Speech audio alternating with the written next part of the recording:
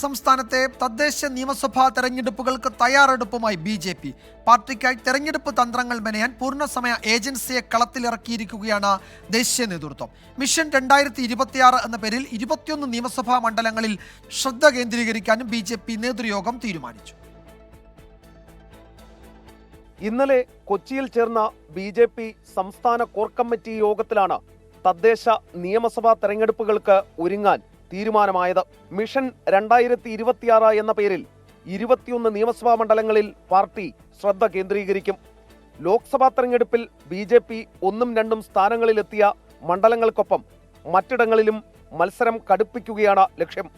ഇതിനിടെ സംസ്ഥാനത്ത് പാർട്ടിക്കായി തെരഞ്ഞെടുപ്പ് തന്ത്രങ്ങൾ മെനയാൻ പൂർണ്ണസമയ ഏജൻസിയെ കളത്തിലിറക്കിയിരിക്കുകയാണ് ദേശീയ നേതൃത്വം.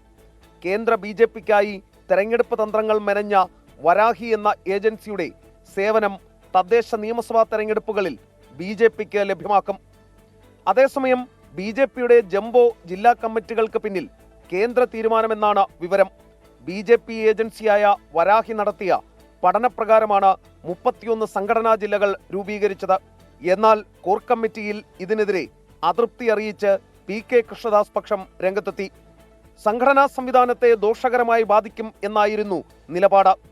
ആന്ധ്രാപ്രദേശ് അടക്കം മറ്റ് സംസ്ഥാനങ്ങളിൽ സ്വീകരിച്ച സമാന നടപടി ചൂണ്ടിക്കാട്ടി പ്രഭാരിമാർ അതൃപ്തി തള്ളുകയുണ്ടായി. എസ് ശ്രീകാന്ത്, 24, കൊച്ചി.